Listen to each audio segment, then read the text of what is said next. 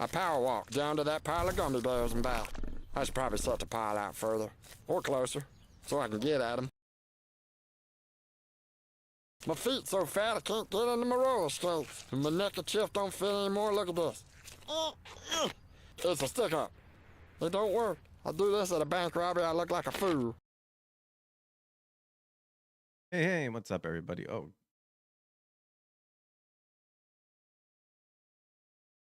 orange flavored water. I guess I had face. All right, and I just hit my desk. Love it. But hey, what's up, everybody? Running a little bit late, but we are back.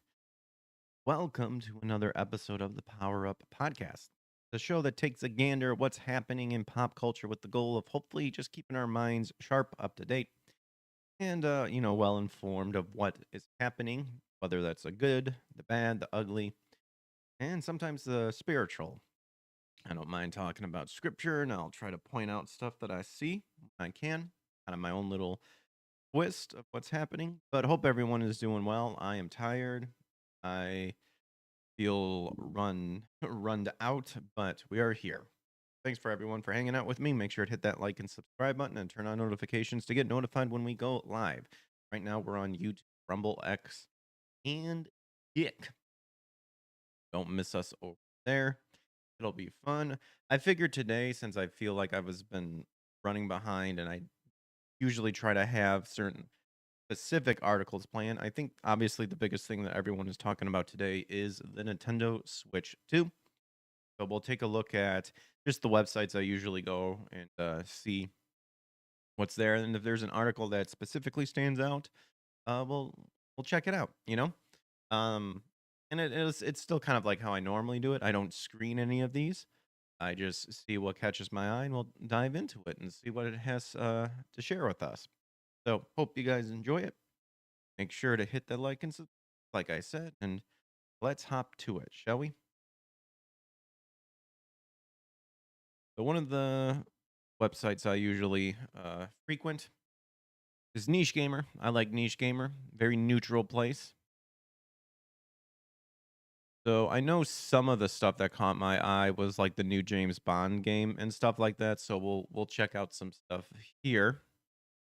So we've got some Tony Hawk Pro Skaters 3 and 4. I don't really care about those. This caught my eye. I was starting to see what articles I was gonna pick, but then I stopped because I figured, I like to go live like fairly soon, and who knows, probably won't be a super long show tonight because I'm just tired, I'm exhausted. But I love me some Dragon Ball. Let's check out what we got here. Dragon Ball Genkishin Squadra reveals console ports and network tests. So this is the first time I've heard of these. The publisher Bandai Namco and developer Ganbarian have announced console ports for Dragon Ball Gekishin Squadra, their previously announced team-based action game. Originally announced as Dragon Ball Project Multi, the new team action game. Um, gosh, how many times am I going to have to say this? Dragon Ball Gekishin Squadra is now in development for the Switch, PS4, and PS5. Alongside its previously announced Windows PC, that would be via Steam, uh, Mac, and Android versions. All right, so this was a yesterday article, but interesting. So, an open beta test for this game is also planned for this month on all platforms on June 11th. So, we've got about 6 days through June 15th during these specific times. So, here's a rundown on the game, plus a new trailer, which we can go ahead and watch. So, enter the world of Dragon Ball by bringing your favorite characters' earth shaking strength to the battlefield and join up with your friends and allies to defeat opponents and dominate the objectives. Grow your strength throughout each round, unlocking game changing attacks and abilities and obliterating enemy players and bosses alike. Got heroes with roles. You can pick heroes with unique abilities, skills to fulfill strategic roles like damaging, tank, technical. Makes sense. Customization, customize your own favorite heroes in your own style. different character skins, entrance animations, special finisher, and find an aesthetic combination that shows off your love for the characters in your own way. Well, let's take a look into what this has in store.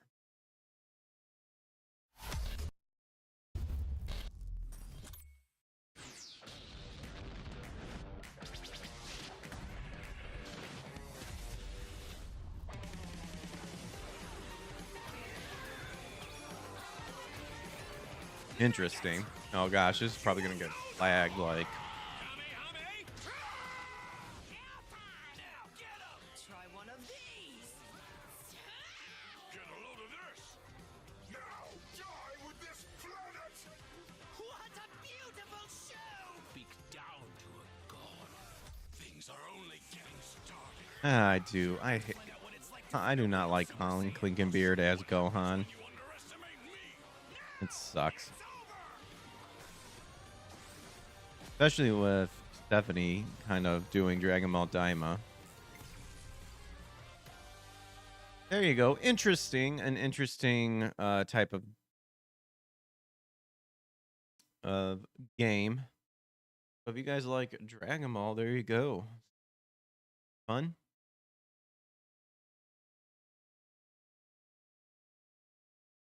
We've got, oh gosh, Ghost of Yote announces new gameplay, Deep Dive. So this is from the State of Play.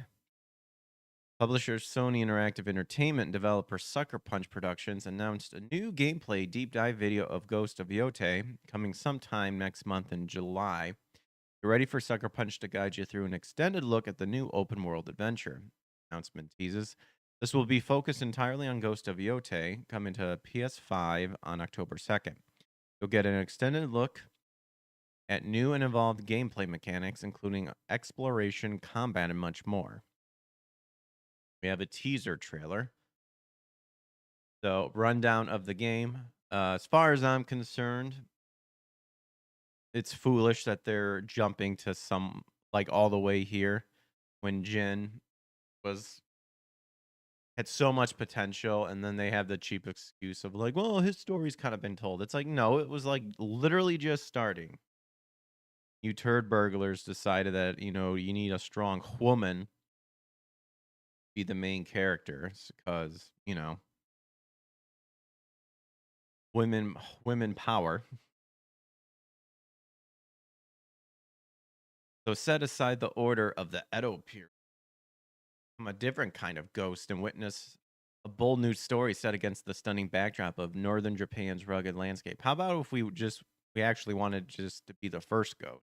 That's it.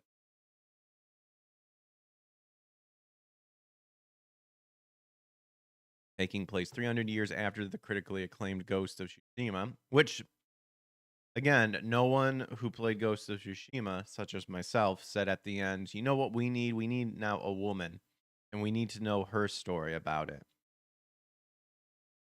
No one said that. So why they felt the need to be like, well, we got to jump 300 years, ahead of everything, or later, excuse me. Stupid. The standalone experience follows a haunted lone mercenary named Atsu in the 1600s, thirsty for revenge. Literally, a revenge story was in Ghost of Tsushima, but I'm guilty of having a good revenge story. That's out to hunt down those who killed her family many years prior. Her quest across Ezo will take her unexpected lands as she seeks out a gang of 6 outlaws. Along the way, she'll encounter far more than she could have wagered at the journey's outset.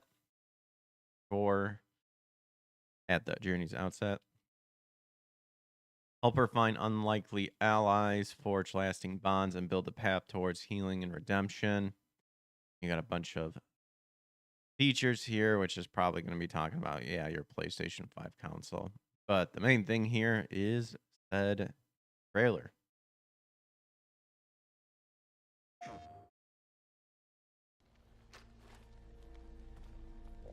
So I'm wondering if they'll actually capture it on a PS5. So is this actual gameplay? Right now, she's just scoping. You're still with me? Yeah.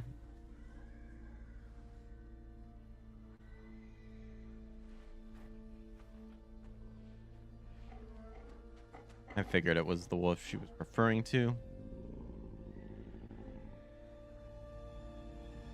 Oh boy. That's nice. Oh, that's all they're gonna show? Come on. I know it said it would show a deeper gameplay, but still, show something. See, this is where I get tired of games doing stuff like this. Like, I want to see actual gameplay. Because, you know, that's kind of the whole ass, man. I've been apparently watching some Seinfeld clips. That's hilarious. But I do hate it when games do this. Like, cool, the graphics look amazing and stuff. Show me the gameplay. Because that's what I based on if I want to check it out or not. Exactly how they do it. Well, they used to do it with movies, you know, where the trailer should give you enough where you should want to see the whole movie. But of course, saving the good stuff for said movie. But, you know, trailers can go awry. All right, so I did see this. 007 First Light reveals 2026 release in full trailer. So here's our new 007. I saw some people referring to him as a twink. Like, why a young James Bond? But who knows? So, following a brief teaser earlier this week, IO Interactive has fully revealed 007 First Light with a release window and full trailer. Set to launch sometime next year in 2026. Windows PC, Xbox Series XS, and the PS5. More information is planned for later this week in the newly announced IO showcase. I said, I am tired today. Here's a rundown on the game plus its full reveal trailer. So this will be my first time kind of hearing this. All I saw was just pictures. So follow James Bond as a young, resourceful, and sometimes reckless recruit in M6 training program and discover an origin story of the world's most famous spy. After a heroic act, young naval air crewman James Bond is offered to join the newly revived 00 program. I don't know if this is based on you know, the original, like the guy who created James Bond. But when a mission to stop a rogue agent ends in tragedy, he must join forces with his reluctant mentor Greenway to expose the deep conspiracy, stop a looming coup at the heart of the state. To become 007, cover a new standalone reimagining James Bond origin story. Uh-oh. I mean, will people really want that? Do they want that? Will it work? I don't know. And the events that lead an audacious young hero to become the best M6 agent.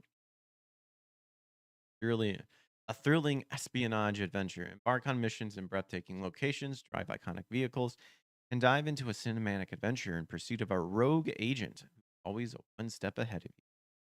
Spying your way. Go silent or go loud, whether fighting with fist, firepower, gadgets, infiltrate, or bluffing your way past guards. The approach is entirely up to you. So I'm getting very Hitman sort of feeling from this. Then you can test your skills and replay your favorite missions with additional modifiers for endless espionage fun. So kind of like a hint of the original GoldenEye, it sounds like. Or I should say, the N64 GoldenEye. Because there is also GoldenEye Reloaded, which that game wasn't that good. I have it. But...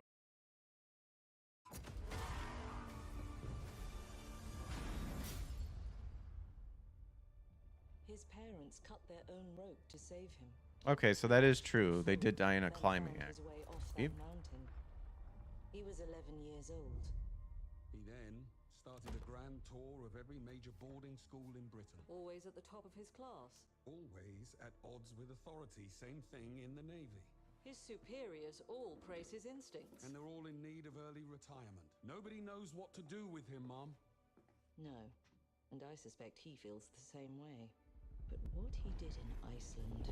What he did in Iceland was insubordination. It was ill-disciplined, utterly reckless. Uh-huh. He only survived thanks to blind luck. Give me one good reason to put him in the program, Mom. Oh gosh, I hate to say it, but like you're just seeing DEI right It's here. really quite simple. Bond. You got, you know, again, the strong woman leader, and then, you know, your black dude who's probably like second in command or something. Do you have an appointment? The name's Bond. James Bond. He's with me. And you are? Don't think we've had the pleasure. Now let's not get ahead of ourselves, James. Let me guess, he's gonna be resistant, you know. So you shouldn't have.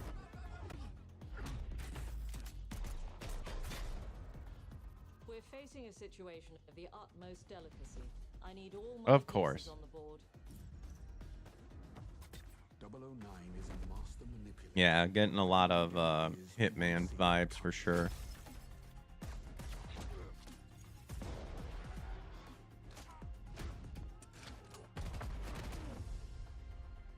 Seems a lot more flashier. Every time.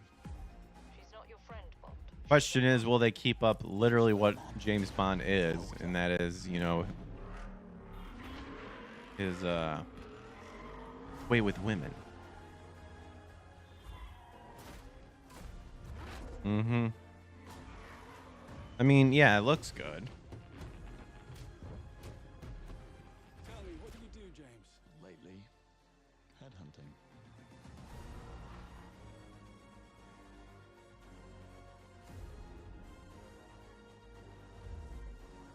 I mean, it does seem to have, you know, what James Bond kind of has in all of the series. First,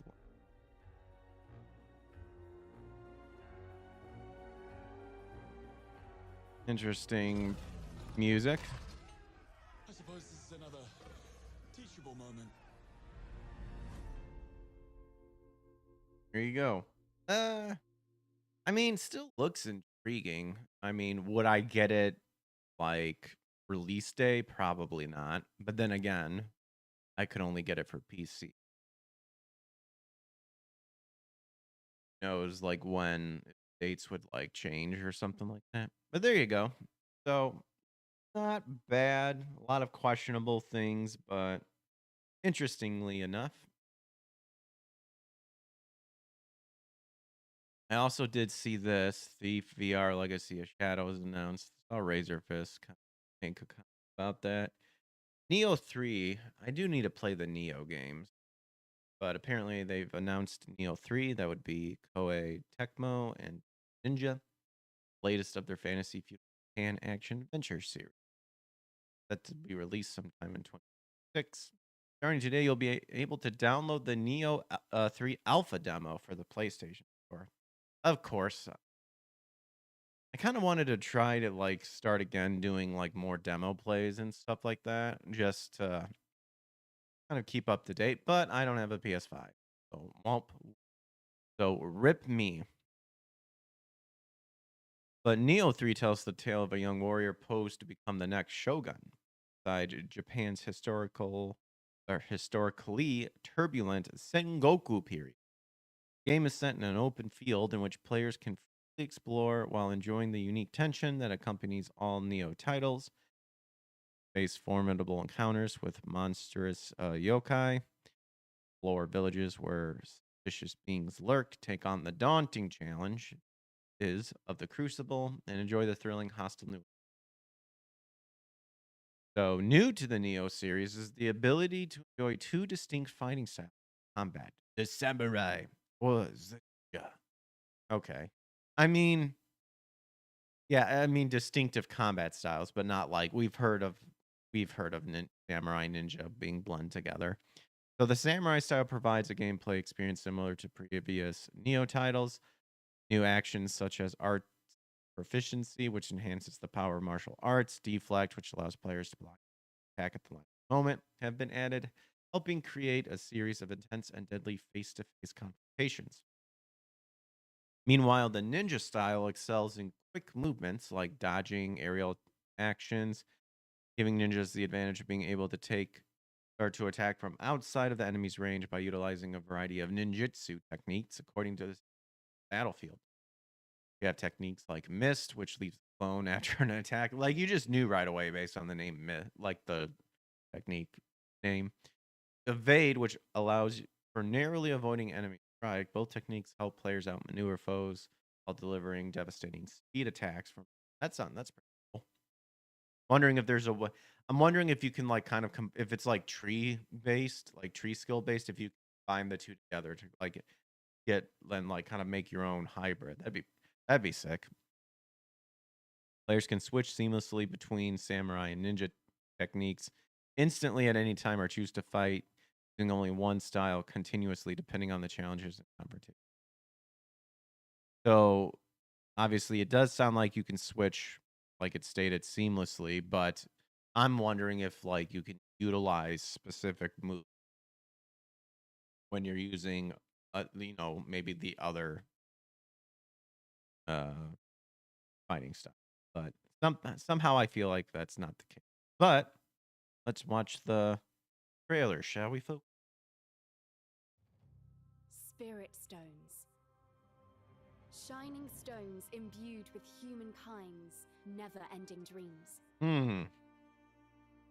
Since time immemorial, this power has been the impetus for human wars. Yeah, I would assume it won't reveal like anything like with the series. I'd assume each game it's its own story. Such an ominous atmosphere. And one Okay. thick with the presence of Aratama. Looks cool though. I like the character design. Ooh, serpent. Here's some biblical stuff for you. The Nahash. Serpent being. They were walking and talking What makes a beings, serpent? as mentioned in Genesis. Here is my answer. Due to magic, you can just turn your ninja garbs right away. Yeah.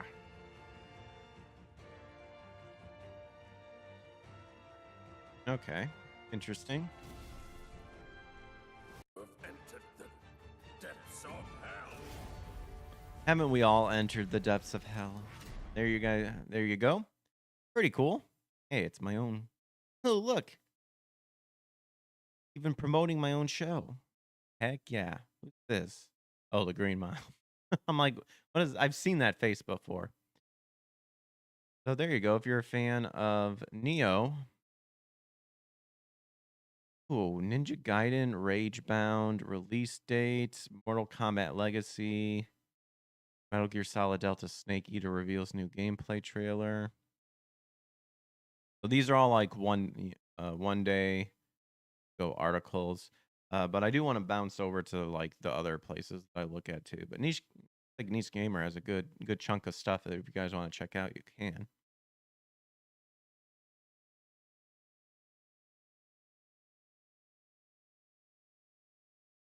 All right, let's hop on over. I also check out Video Game Chronicle, as you can see here. They got CD Projekt isn't done with Cyberpunk 2077. Nintendo warns Switch 2 users not to play Smash Brothers with Mii Fighters. Why? Let's find out, shall we? So, odd online quirk discovered when Switch 2 players play Switch 1 owners online. Okay. So, the Switch 2 is out as of today, June 5th, and players are finally getting their hands on the system. Part of the public rollout, thousands of original Nintendo Switch games are being put through their paces as fans test their compatibility with Nintendo's new system.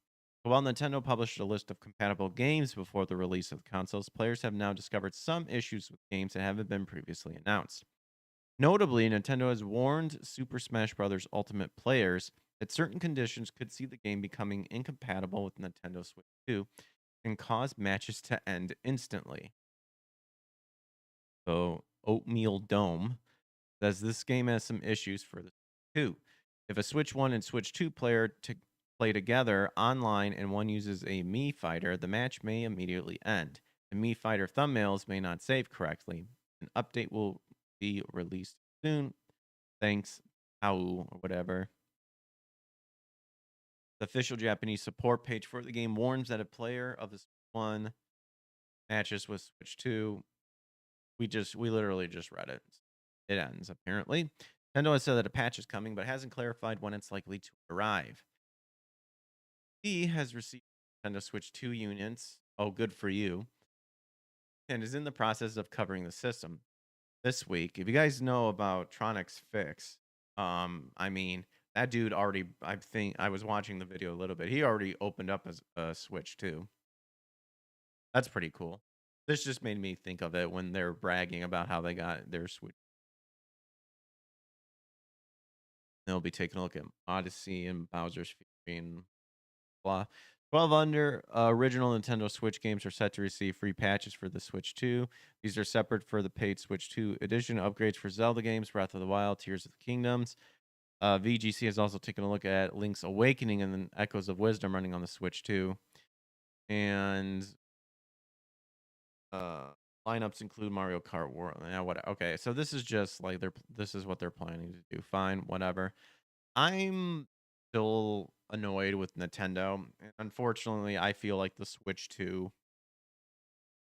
is being way more hyped than what it needs to be.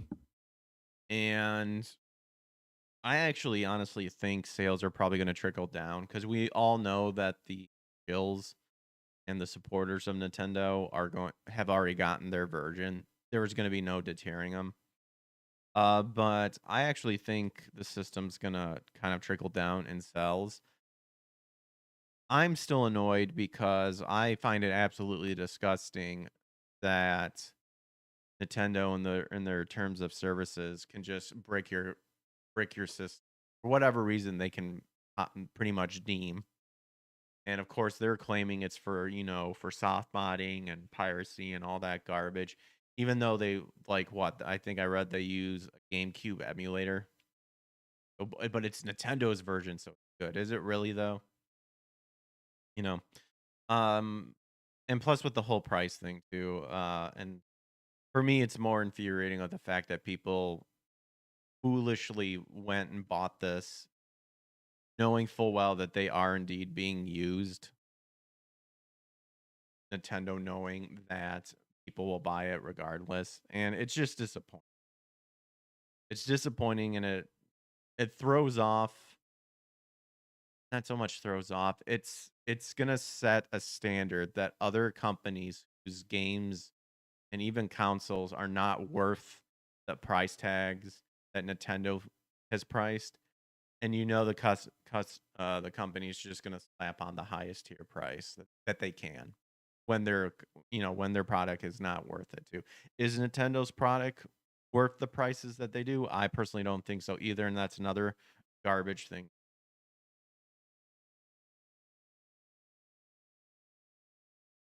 So unfortunately, each big video game company has their problems, from Nintendo, Sony, Microsoft. Former Call of Duty producer reflects on X-Defiant closure, announces he's leaving the industry. Mark Rubin shares where he thinks it went wrong for the Ubisoft shooter. I know where it went wrong. Ubisoft. Let's just see what his thoughts are. Sad day, fans of X Defiant, and for all of the passionate devs that worked so hard in this game. Ruben wrote, "I want to thank everyone who played it and everyone who promoted it, whether you were a big content creator or just a fan. Every voice mattered." Well, apparently it didn't matter enough because it's permanently shut down. Continued. In fact, I would say something remarkable happened with this game. That although we had very little marketing, we still had the fastest acquisition of players in the first few weeks for an Ubisoft title, just from you guys all talking about and promoting the game. But unfortunately, with little to no marketing, especially after launch, we weren't acquiring new players after the launch. Went on to acknowledge that other issues his team experienced during development included crippling tech debt, using an engine that wasn't designed for what we were doing, and netcode issues that we could just not solve. Producer also bemoaned what he claimed to be a lack of resources needed to make content for X Defiant, claiming that what was included up to the game's final season wasn't even enough content my mind, for a launch. So you're just confirming that Ubisoft is a big pile of garbage. There were some really cool features coming in season 4 or even 5 that would have completed the game in a way that I felt it should have been before launch. I can say everyone's devs HQ leadership blah heart was in the right place. I don't have an X'd out clip. What would be appropriate to play right here? Gay. I don't know, maybe. We'll just use that one.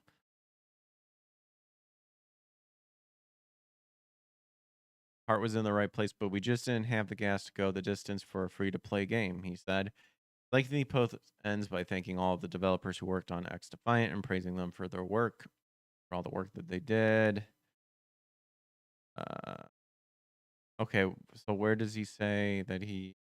This did advertise that he's leaving the industry, so where does he specifically say I'm leaving the industry? I think our maps were some of the best maps ever made for an arcade. Sure.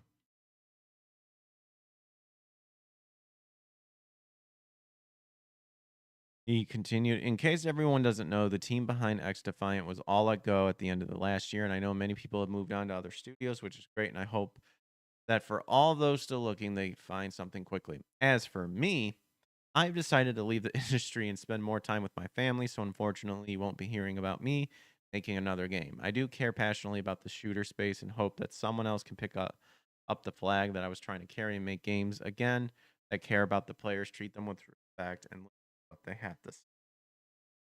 Well, that's good that he's going to spend time with his family instead. I won't bash him on that. But what did he make? What was his big thing? He was producer on Call of Duty at Infinite Ward, notably working on the Modern Warfare series. Okay. I mean, Call of Duty's severely dropped, so I don't know if he's on like this more recent Call of Duty stuff or if it was more like back in the day stuff.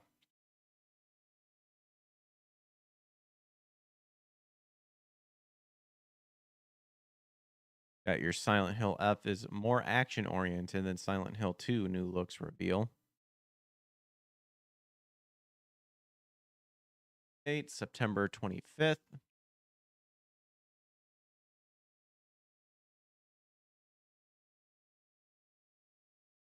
Involves student Mizu Hinako, who explores her hometown as it becomes engulfed in fog and nightmarishly. I thought that said shits. Will not lie. She tries to survive the new fog-wreathed town. She will be faced with decisions that shape her ultimate fate. Konami's synopsis continue. Will she choose to embrace elegancy and beauty, or will her path lead her to madness or be doomed to succumb to the insanity unfolding before her, or can she face her fears, find a way to escape? Konami developer Neo Bard's mission statement during development was the beauty.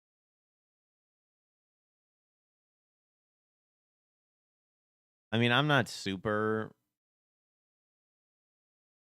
interested in this game. I do like me some Silent Hill, but I mean, you really can't beat any, like, you know, 1 through. Can't beat 1, can't beat 2. I haven't fully played 3. Haven't even touched 4.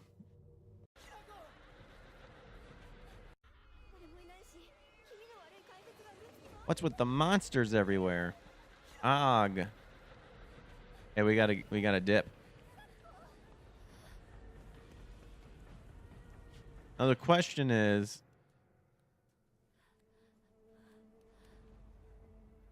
because usually with Silent Hill, it's always like the main person's psychiatric manifesting in reality, physical reality.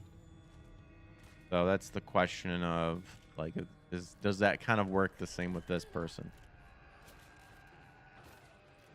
That's kind of disgusting. Yeah, get that pipe. Beat the crap out of her. And she is stucking.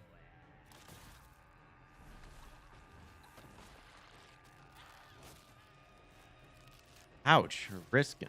But how is she not dead? Then she wakes up. 何でも持ってるひな子はいいよね何でも持ってる That like all different like many versions of her い failing. なくなってくれるんだからせいせいする Kind of looks like it. Of course she would come alive. 一人は嫌だよ寂しい Pan always does like the weird Twitch things I noticed. Oh, there's a good ending for you. All right, well, interesting. There you go. Maybe sometime down the road, but right now I'm not super interested. Let's see.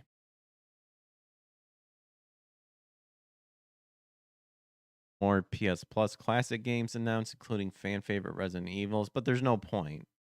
Just get the GOG version so you can actually own it. You don't need to have a subscription.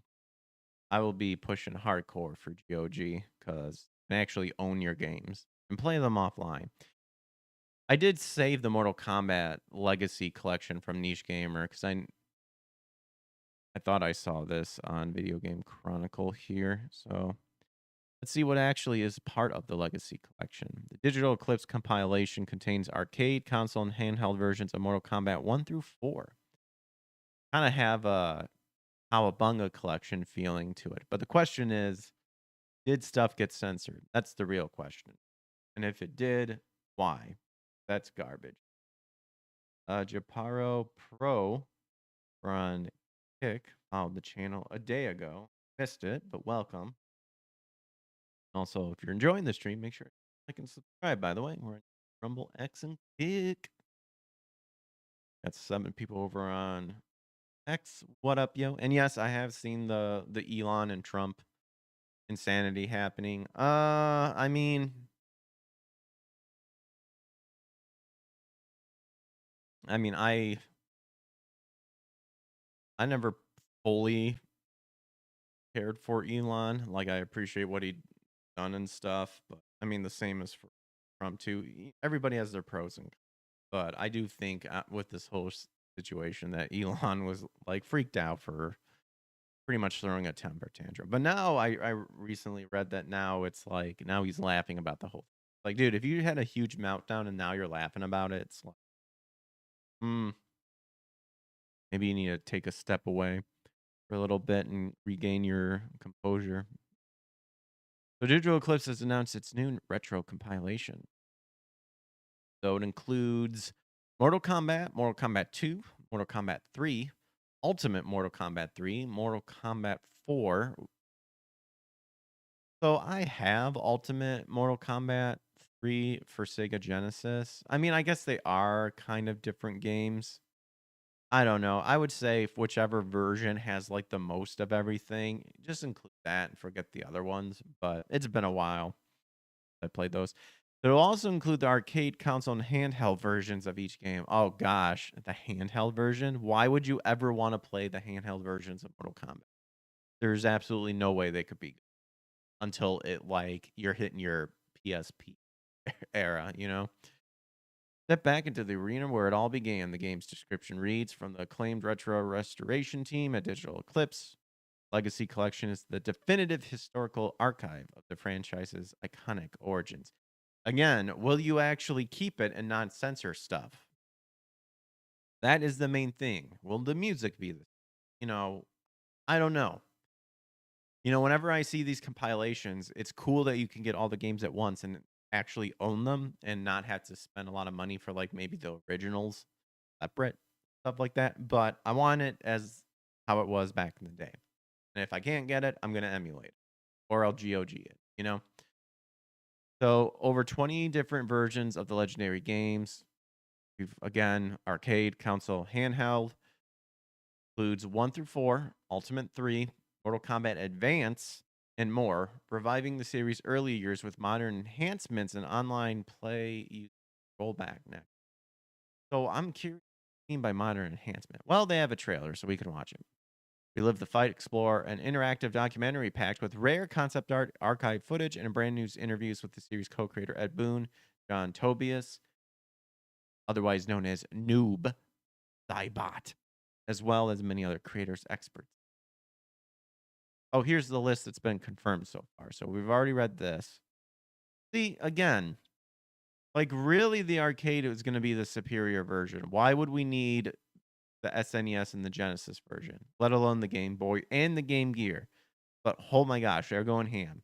Got your Game Boy, Game Gear, 32X,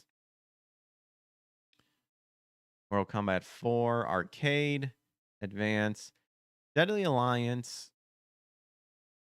Oh, it's only the Game Boy Advance version. It's not the PS2. That sucks. Tournament Edition, Game Boy Advance. What's next? Editorial director Chris Kohler, PlayStation blog. Well, Mortal Kombat's all about secrets. Hope you don't mind if we keep a few of our own for now. Want to know what's funny is I was actually, when starting Craig was on the show, I mentioned Mortal Kombat, Shaolin Monk. Highly not overrated, underrated game. I would recommend people check out because it's funny because it's probably the first time we ever heard Scorpion swear, where he says, "Get the fuck over here. Get over here, bitch." Amazing. That would have been cool to see that incorporated into here. So he added, we're also doing a deep dive into the history of combat to find design documents, early prototype materials, motion capture sessions, concept art, or much more. Some never before seen. Honestly, I have watched some of the motion capture stuff for Mortal Kombat that you can find. That would actually be cool if they got the footage cleaned up and it's more high quality. That'd be pretty dope. You'll be able to step through interactive timelines. If you were walking through a Mortal Kombat museum, watching videos, playing games, viewing photo galleries, and more as you travel through the early history.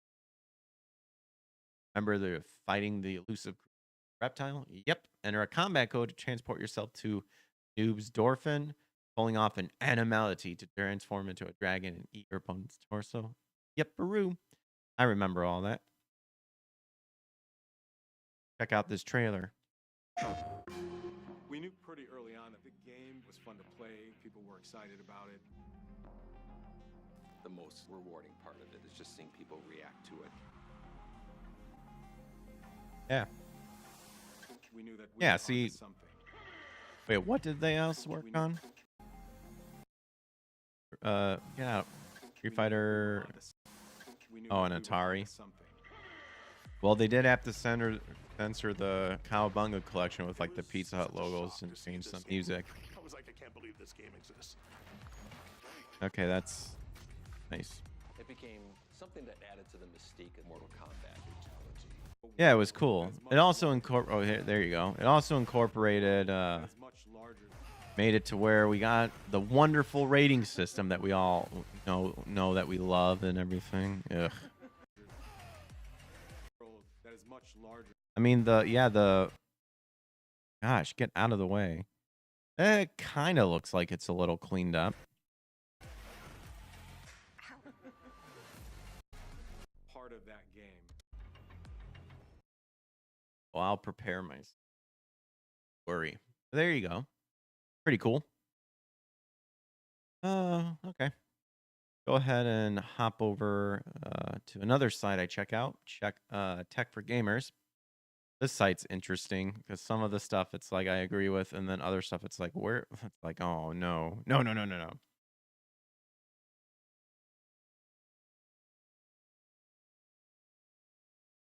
don't know if I just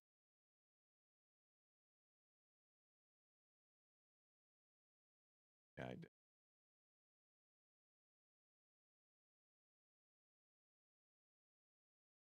Yep. I don't know why it's like super butting up to everything, but whatever. Fans are overjoyed with the new trailer of Silent Hill F. Okay. Don't know what that says. Video game spending topped 59.3 billion in US, beating movies and TV shows. Ooh, here we go. Check this out.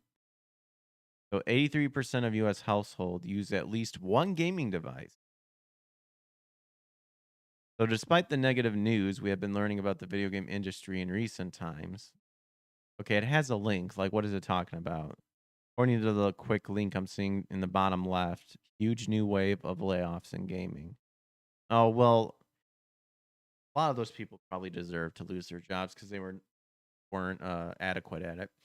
We have been learning about the video game industry in recent times. The industry is steadily growing and is now considered the largest entertainment media. Nice. As the most significant driver of revenue, video games generated more money than any other entertainment medium. 2024, video game spending reached a whopping 59.3 billion within the US, underscoring the industry's significant growth. Why it matters? Video games are the fastest growing industry and globally, generating an estimated $455 billion worldwide in 2024. The US is potentially the biggest driver in this regard, according to or accounting, for slightly over 13% of that total revenue. Dang. So this information comes from a report by the Entertainment Software Association revealing that $51.3 billion out of the total of $59.3 billion spent was solely on game, which includes full game purchases, DLCs, and game transactions. These figures are larger than those of movies and TV shows, which amounted to 57.17 billion in spending within the US for this year. Spending for hardware was 4.9 billion and accessories came down to 3.2 billion. Hardwares have stagnated, but expect growth next year now that the Switch 2 has been released. I don't actually expect it to grow as much as what people were saying, but I stated that earlier. Surprisingly, 83% of the households in the US used at least one gaming device from a population of almost 340 million people in the country. 205.1 million Americans play video games regularly. Video games are also being used to discover new movies and TV shows, given the recent rise of live action adaptations of video games. Last of Us. Yeah, of course. They're linking an article that talks about the Last of Us game. Like, people went out and bought it when they saw the show. And they got pissed both times because Joel died. The numbers will only increase from here. 2026 will potentially be the biggest year for gaming with massive releases like GTA 6. Everything from hardware sales will see a considerable like. Well, that's an interesting article. I liked that. Majority of fans were disappointed with the recent PlayStation State of Play. Really? Let's check that out. What is their reasoning for this? Fans wanted a showcase instead. So, PlayStation State of Play last night kicked off the summer season of video game reveals. However, the start of the video game reveal season wasn't exactly what fans expected. Majority of fans claimed that they wanted a showcase instead, and the smaller scaled state of play disappointed them. PlayStation is lagging behind in terms of first party AAA releases. You think that's like the number one main criticism? You can even make that same criticism with Nintendo because, you know, besides from the new Mario Kart game and the Donkey Kong Bonanza game coming out, really you're playing, Switch 1 games. Like I saw someone had a picture of like bragging about like literally spent over $1,000 Switch 2, all of these Switch 1 games, or maybe ports of the Switch 1 games to Switch 2, the camera and all that stuff. And it's, to me, that's where the scumminess of Nintendo really set in, because all of that stuff was already available, but yet that person bought it, spent over $1,000. That's literally like a month's worth of rent for some people. Insane and foolish, really, for a system that just now came up to like speed where, other systems have been at for quite a while. As such, fans expected something big from PlayStation, but the recent events spiraled down their hopes. Geoff Keighley said, "How would you grade today's PlayStation State of Play?" With 28% had agreed that it is a D or below. Most of the trailers of the recent State of Play were only for games that have already been revealed, such as Ghost of Yotei, Metal Gear Solid 3 Remake, and Silent Hill F. Others included indie first-party titles and third-party reveals, most notably Neo 3 and 007 First Flight. The PlayStation's release slate for new first-party AAA games in 2025 only included Yotei and Marvel's Wolverine. Oh gosh. Marvel's Wolverine, with the latter one being pushed to 2026 or later. Yeah, because everyone was afraid that it just got super woke. I actually have Wolverine Origins for the PC, brand new, that I think would be fun to play because that game is like supposed to be the Uncaged edition, supposed to be like super bloody and everything. So recent reports have suggested several new titles for the gaming giant. Like we actually read about this, the God of War spin-off title, and another new IP from Santa Monica Studios, and more news for the rest of the studios under PlayStation. However, none of these titles or studios made an appearance State of Play, with the emphasis being heavy on indie titles. It's been 2 years since the last PlayStation showcase took place. Fans had hoped high for a new one. The gaming giant had other plans. Recently, reports have suggested that a PlayStation showcase might take place sometime later this year, possibly in September. Be the perfect opportunity for PlayStation to redeem itself, especially after the summer season, when it knows everything that will be revealed during the summer season. There you go.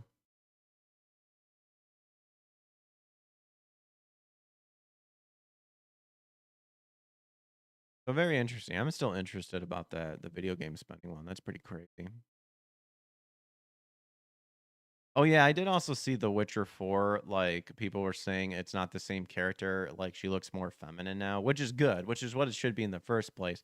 But then I did see some people are like trying to say like, oh, someone got confused in like the trailer or something. I don't know. It was like weird. Switch 2 will sell more units this year than all other PC gaming helps combined. Maybe. But I do want to move on. I've been recently checking out Fandom Wire too. I've been liking a lot of Fandom Wire articles here. So you got a bunch of stuff you can select from: movies, TV, reality, TV, gaming, celebrities, anime, manga, manhwa.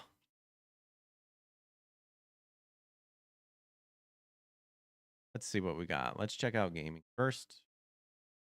For what it's worth, Nintendo did save the one thing every gamer holds: sacred. And what would that be? Check out some other stuff here too. Something about Helldivers 2. Oh yeah, I did see this Marvel Rivals thing, or like the new, like something new happening.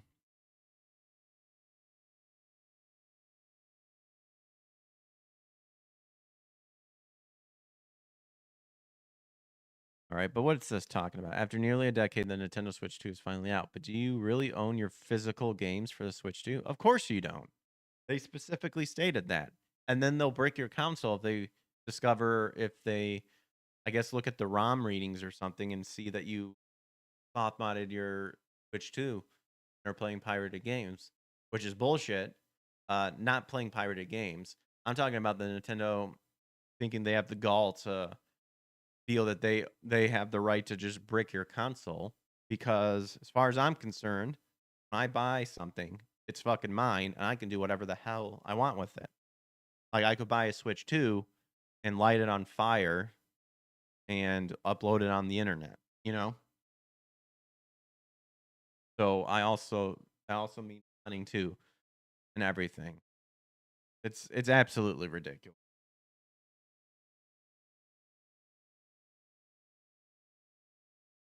If you're that worried about it, don't make a console. So 2 just came out today, but the weeks leading up to the release filled with more than just hype. Back when the company finally announced the next gen handheld, got a glimpse of the new type of gaming cartridge. They call it the game key card, but it doesn't have a game, just the license for download. Yeah, at full game price. Bullshit. Obviously, no one was happy with this change, but according to former Nintendo workers, the company isn't ready to ditch physical cartridges altogether. If their words are to be believed, Nintendo seems to be one of the companies that believe in physical games. Sounds sus, because it is. Yeah, well, I call bullshit. Yeah, They're literally experimenting to see how many people will truly buy something that they don't own and not question it.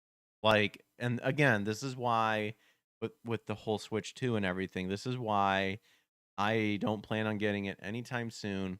And honestly, part of me hopes someone figures out how to hack it and make an emulator from it just to spite Nintendo because I think they've done something that's actually a great disservice to the gaming community. Um, and it's at a point where only Nintendo really could, and they went ahead and did it. And that's with the whole price thing, and that stuff. But when Nintendo revealed the Game Key card system alongside, excuse me, the Switch 2, we immediately feared the worst because that's what they're trying to lead up to. Like other gaming companies, other CEO people have straight up admitted. I guarantee you, Nintendo's no different. First glance, these cards look like Switch cartridges, but they don't contain the full game. They are more like licenses that unlock a digital download. You need to be connected to the internet, and once the download is complete, the cartridge functions more like a DRM key than the game itself. And then we've got a tweet right here, back from April. I think we've read this. I'm going to go ahead and skip it. But according to former Nintendo of America marketing leads Kit Ellis, Krista Yang, doesn't mean that the company is going away from physical games completely.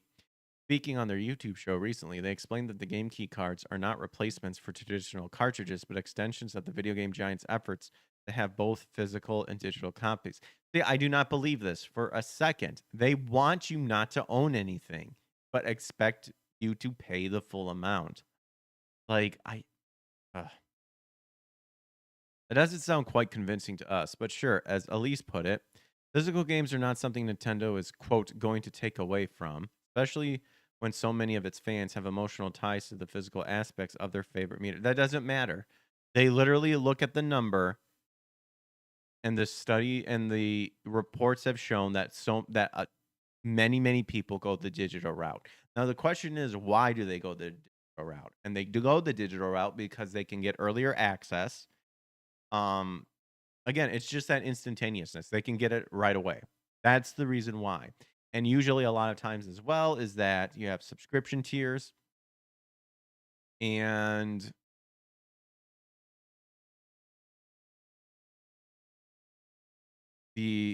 subscription tiers, early access. I had another point and I already forgot it because I got myself worked up apparently. Oh, or it didn't really matter at all. But the point is that they want you to go digital. Also, that they can then control you exactly like what they did with the Switch 2, or what they can do with the Switch 2. They found out, they claim it's for piracy and all this stuff, but I guarantee you, if they found out that you are a huge critic of them or something about their ideology rubs them the wrong way or something, they have the right to break your system. It's stupid, it's garbage, and should not be like that at all. All because they're terrified that their IP should be protected at all costs. And all these emotional ties to the physical aspects of it, they'll just try to bundle everything in. I think of what I was going to say with the subscription tiers is that the best bang for your buck is indeed going to be the highest paying subscription tier. That's what they want you to do. They don't want you to think, they just want you to so yeah, they're trying their best to tell you that you don't really like physical. You can just do the digital because you can get it right now. You'll still have that emotional tie like you did back in the day. It's just you don't own it. And it's literally snake oil. Disgusting. Whether it's the latest Zelda release or Mario Kart World, collectors still want the cartridge in the hand. 8 years of Nintendo Switch comes to an end. This is every single physical game I purchased, 82 in total. This is from Nintendo 8115. Still some I want that I didn't get around to buying. Some I have that I didn't get around to starting. Quite a few digital only games too. Some are compilations, so 82 greater games. In fact, Elias also talks about how the company understands its audience better than most gaming companies. They absolutely understand the audience, he said. That emotion emotional connection can't be overstated. Are you sure about that? Because they've been on a suing spree. They really care about the audience. Now, some of the stuff I can actually understand, but other stuff is absolutely retarded. Specifically, again, the bricking. Physical games offer more than just playability. They symbolize ownership, and that's a rare commodity these days. Whoa, that's totally that progressive enough? We don't own anything.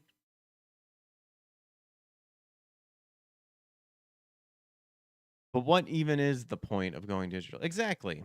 So why is Nintendo doing all this? You won't be surprised to hear that money is a major factor. I know. I literally explained probably what this article might get to. Yang acknowledged that the company makes far more profit on digital games. Yep, said that.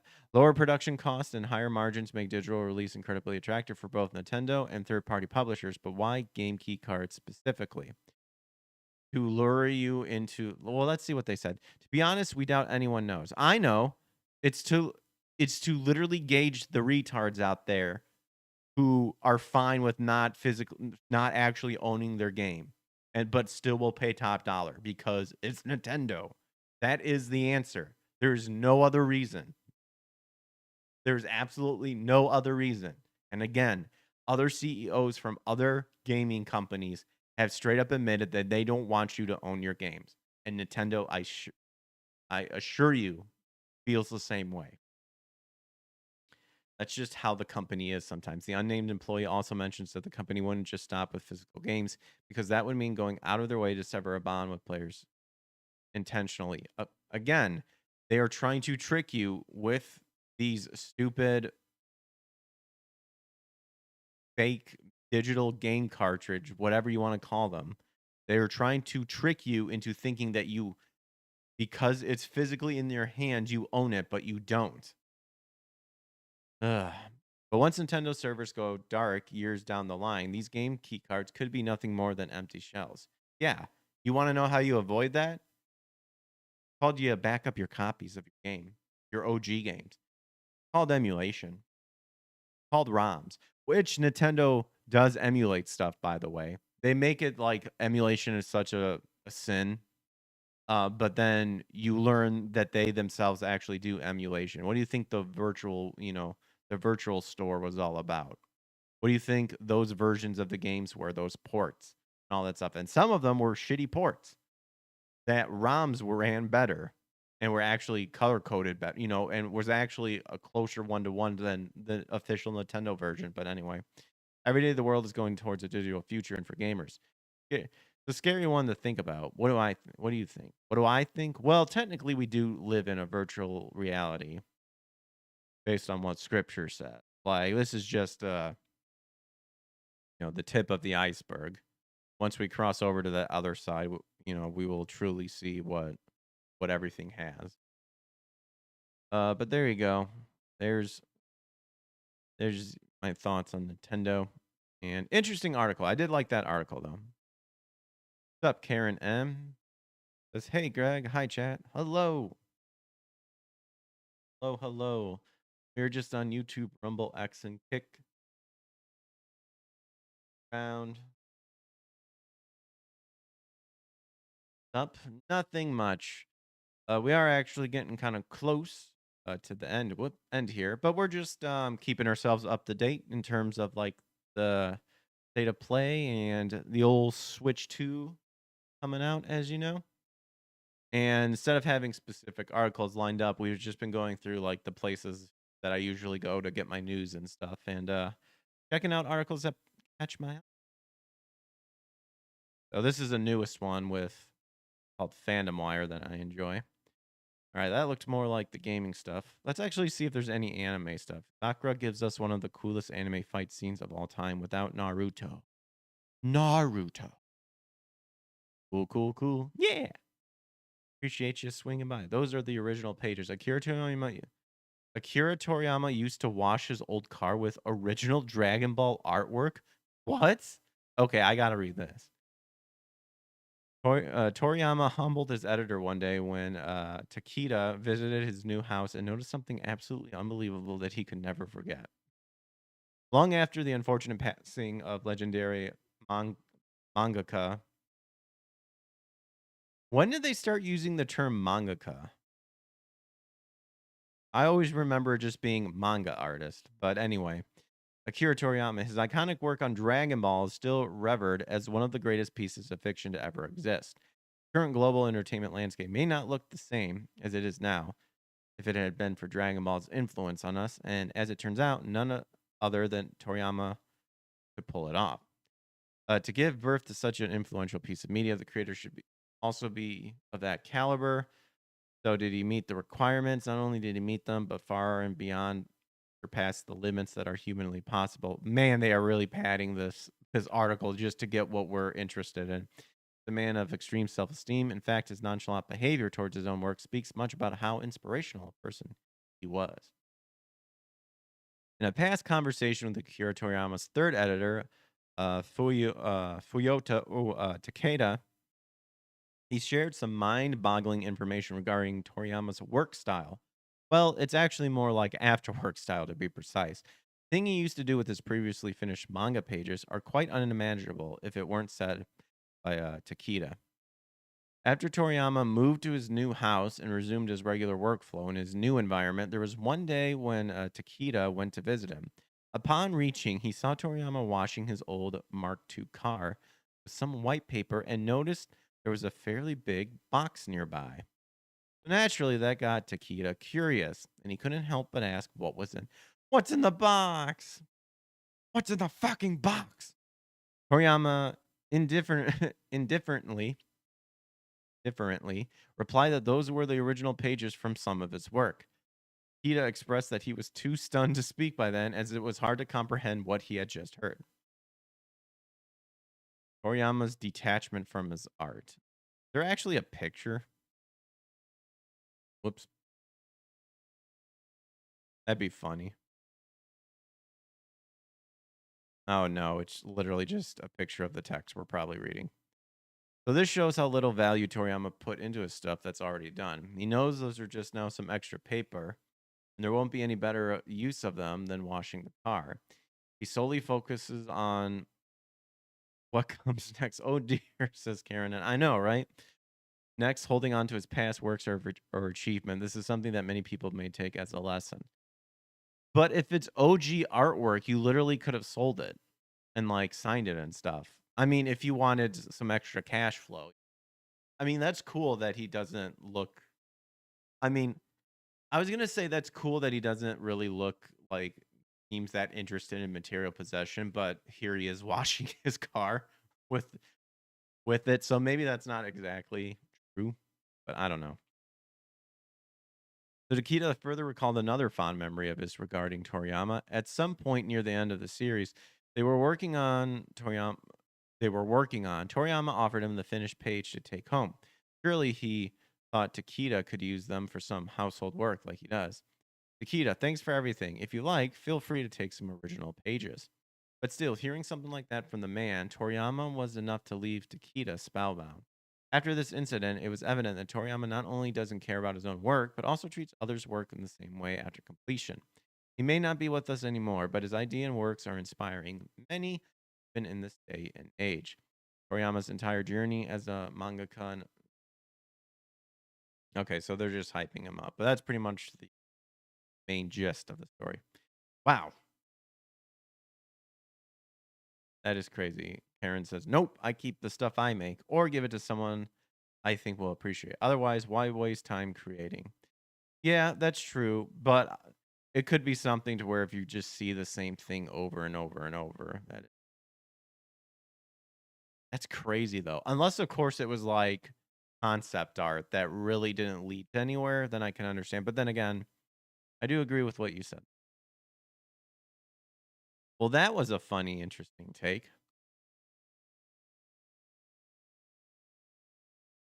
One Piece animation could get even better thanks to Toei's animation. Latest, that's pretty cool. Very nice. All right, we'll kind of wind down here over at that park place. Yeah, this is a big one that I saw. Nintendo removes gender from Mii avatar creation ahead of Switch 2 launch as industry faces growing pushback. That might be maybe that will be the on tonight. Oh yeah, I did see this. Pretty much judge orders Blake Lively and Justin Belladoni to work out attempt to drop emotional distress claims and reject Lively's initial request. Ouch. Ouch. Okay.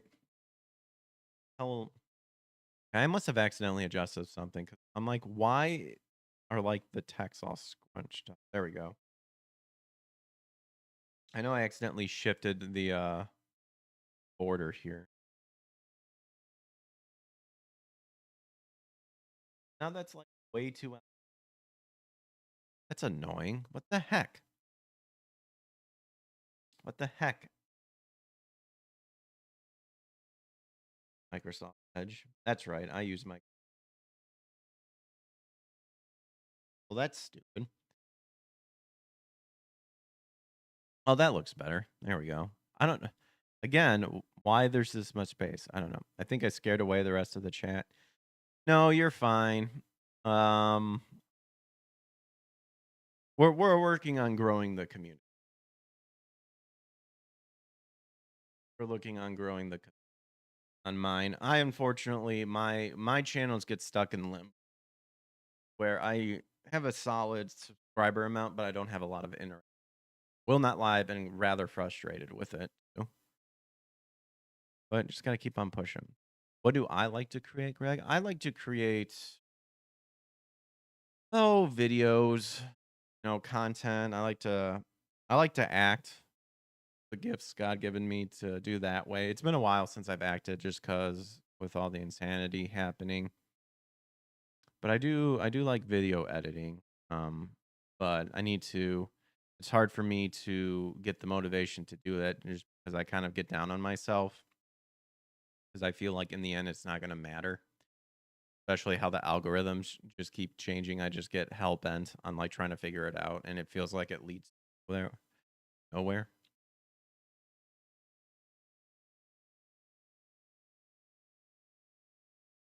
But yeah, I like doing that. That's kind of what I like to create.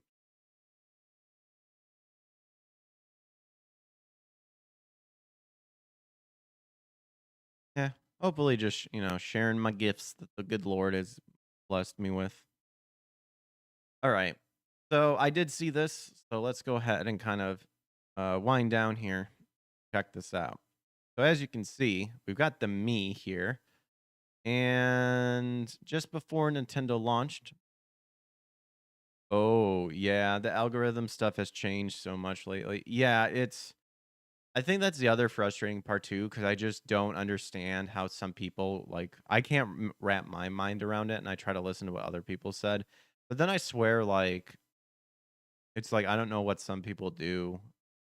It's like channels that I see that, well, to be rather blunt, channels that I see don't like put out mediocre content, which anyone could probably say the same thing with mine, and that's fine. Always trying to better myself. But it's like I see channels that have low subscriber count, but like they're just killing it in the community and stuff like that. Or it's like a recently new channel. And it's just like, and they're already like, they've already broken the algorithm and figured it out. And it's like, dude, like, how did you do that? Like, it feels like I've been doing this forever. You got that. And then, of course, you got like watch hours, like specifically over on Rumble and stuff. And like, again, some people where it looks like a rather new channel, they're already beyond cracking it. Like, wow, what are you doing? What is the secret? Because I cannot figure it out. But I've come to learn to just be yourself, be transparent, network. And everybody's journey is different. So don't discouraging. Yeah, it can get discouraging, but you just, in the end, focus on your journey. And me, the good Lord will provide at some point. But it does get frustrating when it feels like you're not hearing answers back. Solid answers, I guess I should. One of its quiet but significant changes has sparked renewed debate among players, and that is the removal of gender from Me Avatar Creation. So as you can see, we got the picture there.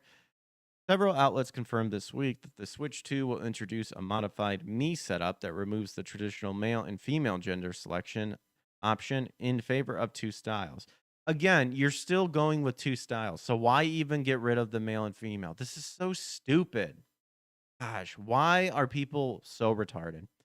These styles, which are not labeled with gendered language, again, defeats the purpose of why, because you're still separating it into two, allows for visual customization without defining characters as male and female, which I think is actually quite disgusting because that means that no one is that's trying to take the uniqueness out away from male and females. The classic Me avatar design from the Wii and original Switch remain unchanged in appearance. What's changed is how Nintendo wants players to identify themselves.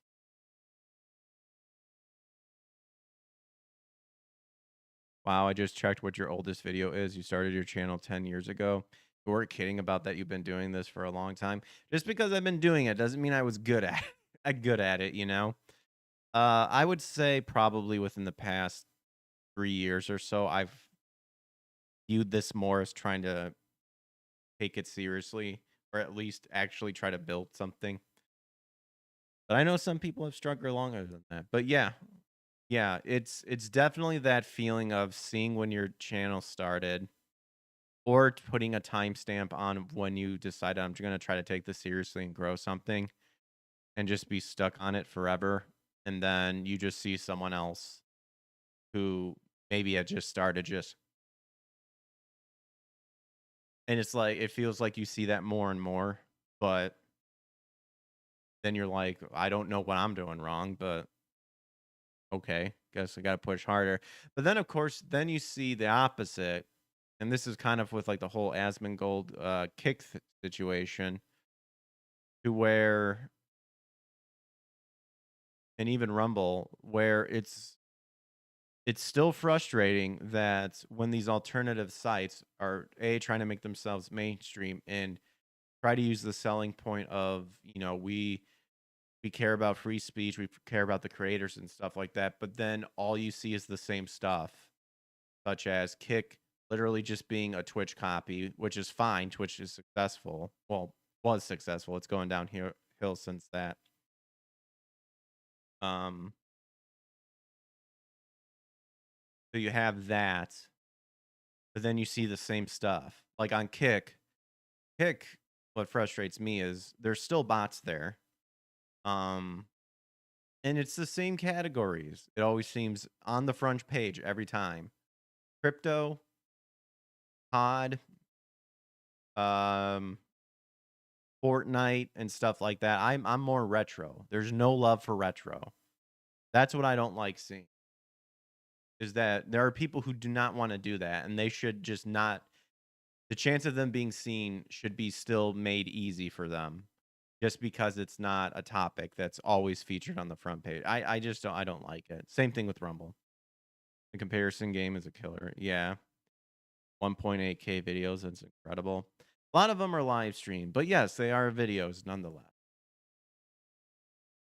So there's even a disclaimer at the bottom of the screen warning players that the style you select for your meme might be reflected as a specific gender in some softwares. This does not need to be a warning at all. If people cannot handle it, leave. If people are so insecure of themselves, then they should try to figure out what they need to do with themselves than to force everyone around them to cater to their delusion and their mental illness. Gosh, I'm so tired of this. It is so dumb. This isn't the first time Nintendo has moved in this direction. In 2022, Splatoon 3 replaced gender options with a similar style system for its customizable Inklings, removing restrictions on clothing and hairstyle. Animal Crossing, well, I mean, clothing and hairstyle, I mean, that's not too bad, I guess. But if you're straight up like doing this and you're like, they're gender neutral or something, it's like, no, not even close. What are you talking about? New Horizons and even 2012's New Leaf also made strides toward gender neutral expressions. But the timing of this latest shift, coming just months after a major industry moment, has caught the attention of many. Back in January, Marek Tyminski ran a non viral poll asking players how they felt about gender selections and character creations. And then, wow, lo and behold, overwhelming 88% of them, of more than 49,000 respondents, said they prefer the traditional male and female. That's because, 88% of them are based. Following the decisive feedback, he pledged not only to honor that preference in future games, but to retroactively patch Lord of the Fallens to include male and female, removing its controversial body type A and B. Yes, that is retarded. Because again, it's based on a two-party system. So what's the point?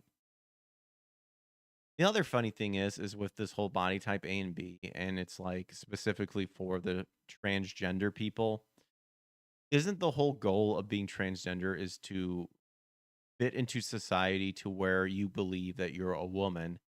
So therefore, all you would need to do is literally select the female character. But it's the fact that, like in Dragon Age, Veilguard and all that stuff, to have the trans scars, like that to me tells me that you don't really care about wanting people to see you. You know, I just want to be treated normally and them to see me as a woman or something. No, the fact that you have to showcase people that sort of stuff tells me it's all a facade. It's all an act. It's to bring attention to yourself, not to try to fit in normally and to, like, be just another person in the background. You want to stand out. Karen says, "Yep, just gonna say that those 88%, they're base as fuck." So with over 49K votes, okay, we're just repeating. We've kind of read this already, but we're repeating. It says, so the announcement was hailed by fans as a rare case of game studio listening to audience and adjusting courses accordingly. Yeah, just imagine that back in the day, a lot of companies actually did. Not nowadays. In contrast, many criticize the body type A and B, which is all too common in many AAA titles, for inserting unnecessary identity politics in gaming. Tale of Two Studios. So while Nintendo's decision may be an extension of its recent design trends, it also reflects a broader pattern in the gaming industry. Some developers are doubling down on gender politics, while others are returning to tradition. And I guarantee you, the ones doubling down on it are failures and will fail. Oh, like this, for example. Womp womp.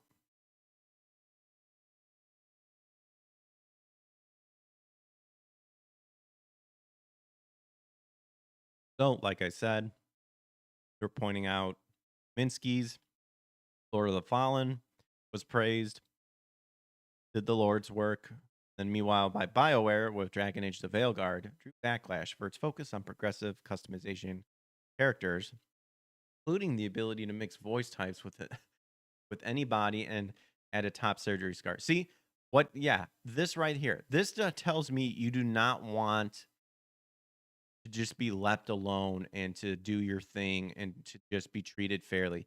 This tells me that you don't want that. You want to stand out and you want to be noticed. And then you get mad when people notice you. It's the most hilarious and most retarded thing ever. And then they, project their own bigotry and racism onto you when you don't think 100% the way they do, which is virtually impossible. Yeesh. Title is now frequently cited as a cautionary tale of ignoring references in favor of social media. Yep, alongside Concord and Dustborn. The Nintendo subtle removal of gender labels for Mii's may not stir as much immediate outrage as some AAA RPGs, but it does raise questions about where the industry is heading. With CI games standing firmly behind player-driven development, major studios like BioWare losing both goodwill and market share through ideological customizations, the debate over gender in games isn't going anywhere. May ultimately come down to this. Are developers building games for themselves or for the players? Oh, for a while there when they all hijacked everything, it was definitely for themselves. It was one big circle jerk. And because they are so uncreative and so unsuccessful, about being creative. That's why they bastardize already established franchise with more than enough lore to show people that what they're doing is not correct.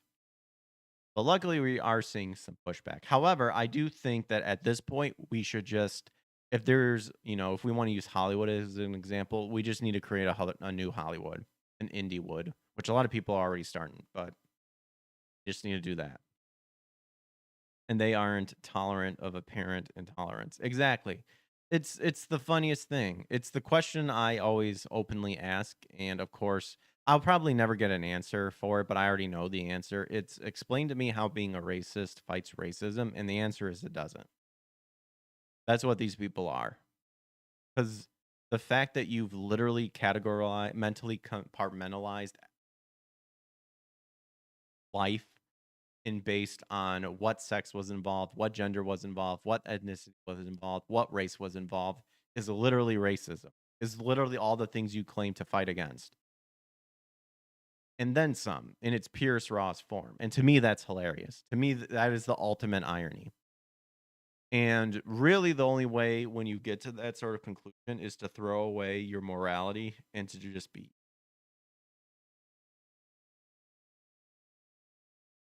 Some people, I will say, were brainwashed, but other people, like the mask, came off. They are truly evil. So as the Switch 2 nears release, Nintendo's approach seemed baked into its identity. But again, okay, so it's just repeating that it goes to show, you know, goes to show when you listen to the actual gamers, it's actually, who would have thought? Who would have thought? Yeah, just. Well, that's all I had for tonight. So we actually went a little bit farther than what I was planning, but hey, that's good. Feel a lot better too. I've been mentally struggling, but I could just be that I'm tired because I'm also studying for medical coding and taking a toll in terms of just absorption of real stuff like that. But we'll get there. We're getting there. Let's see. This day in. Let's go ahead and wind down the stream here by actually taking a look at games that were released throughout the years and look at the good ones to showcase and remind people that there are good stuff out there. There's even you've read on the stream in the past that there are studies saying that people are reasons why people are going back to the old. That's good too because it's a huge catalog of old games. You don't need to worry about the modern games. There's some good modern games there, but like you have to wade through a pile of poop. Medical coding sounds complicated. It does sound complicated, but once you kind of understand what the premise is, it's quite, well, I shouldn't say easy, but it stands. It's understandable. And I like repetition because it's part of my office. So it just depends on what the repetition is. That's why kind of doing stuff like this and trying to build a community that can possibly, provide funding and stuff like that.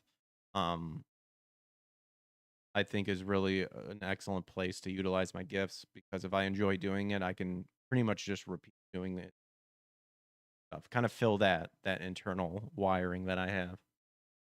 All the more reason to check out the Rumble rants and YouTube membership tiers and subscription tiers. There's a nice plug-in for you. But let's wind this down here. So, June 5th.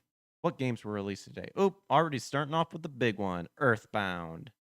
The game that nobody liked back then, but now all of a sudden is worth a lot. Karen M says you're a better man than I am. I am no nah. I appreciate the compliment, but I am not I am scum. As scripture says, I am a worm. I am a broken individual that has just as many problems as others. But I do my best to follow scriptural teachings, to apply it to my life. And hopefully that maybe lead other people, hopefully lead other people Christ and everything. But I am definitely not perfect by all means. Anywho, But thank you, though. Well, I'm not a man. Well, you know what I mean. You know what I mean, but I appreciate man and woman. Nothing else. Anyway, so if you're a Digimon person, you got Digimon World 3, Tomb Raider Anniversary.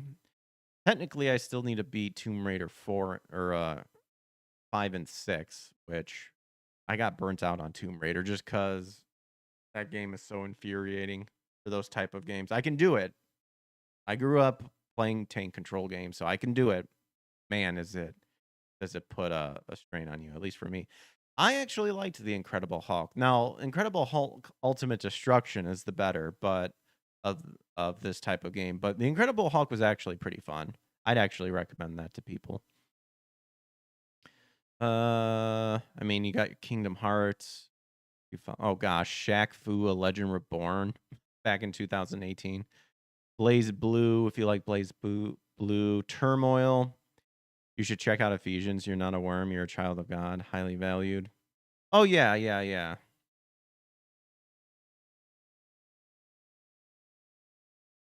No, yeah. That was just using that for, for example's sake of kind of like, sometimes how I feel. But I know that. Child of God. Well, you're only a child of God when you accept Christ. You're still a child of the world. You are a child of wrath or a child of Satan. Scripture also says too. But you still can be saved. But you can be saved and forgiven. Command and Conquer Remastered Collection. Nice. I liked Command and Conquer Red Alert 2. Used to play that game all the time.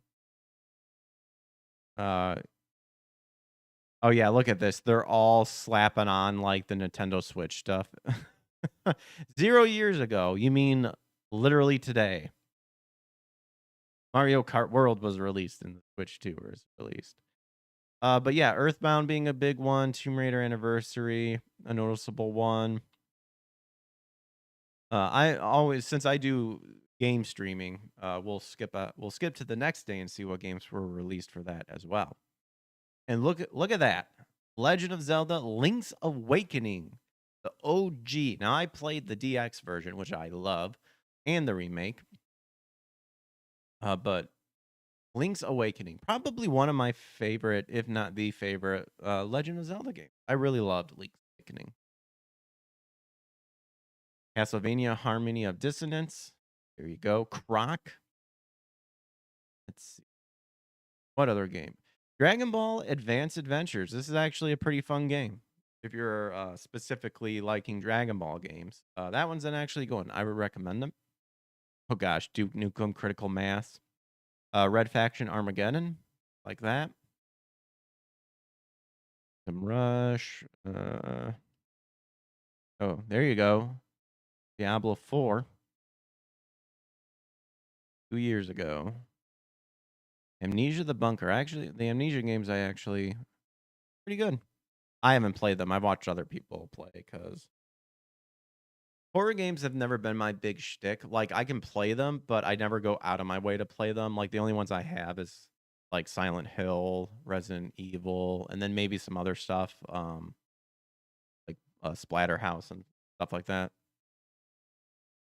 But that is all I have for you guys today.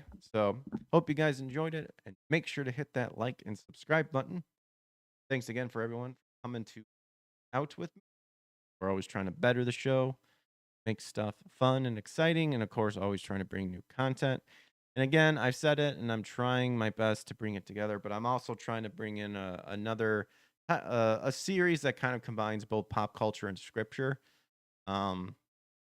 To where if you ever kind of want to learn about kind of the history of where we get information, like like the concept of superheroes, giants, all that stuff, a lot of it can actually be traced back to scripture. A lot of that stuff is based on Gnostic history and their version of what they say has happened. But if you stand on scripture, you can actually learn. It's a lot of crazy stuff already. Karen says, done already? Well, we've been going for an hour and a half, and I am tired. It's getting close to 11 for me, and I kind of need to decompress and stuff. But I am thankful that everyone took the time to hang out with me. However, let's see if we can do any rating here, both on YouTube and Rumble. I did apply to partnership for Kick since I kind of put out a thing. That'd be pretty nice to see if anything catches. Bar Dark live on YouTube. I rate her a lot of times just because she's like the only channel online for the most part whenever I get finished. But we'll give her some love and support. And then over on Rumble is like my boy Phoenix done, but we will raid Alex Cedra. I like Alex.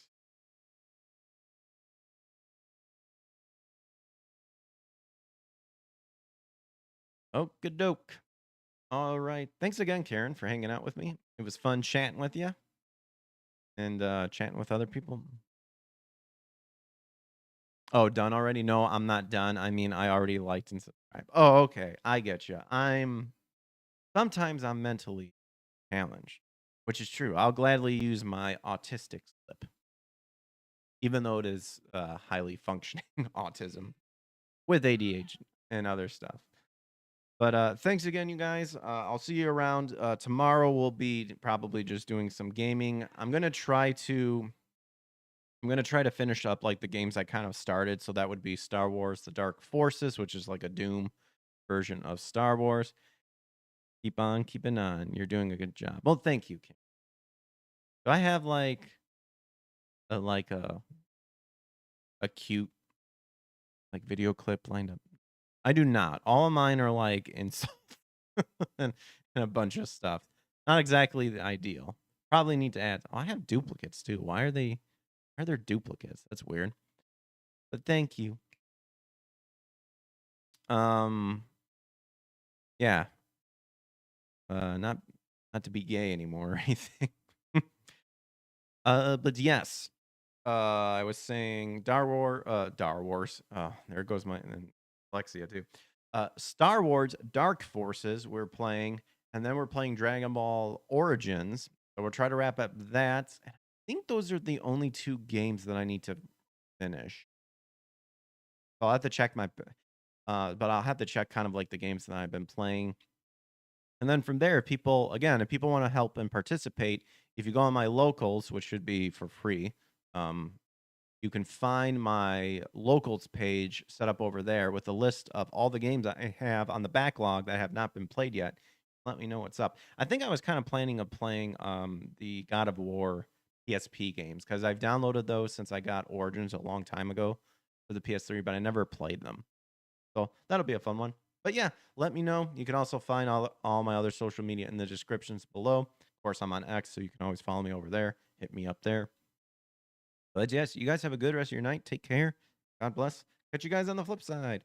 Peace. Also, let me know if you have any ideas for guests that would want to come on the show. Trying to get Drunk 3PO back on. Wicked Virtue, Amanda, Alex, all that. Let me know. And let them know, too. Know that you love to see them on the show. See you, Karen. See you, everybody. Peace.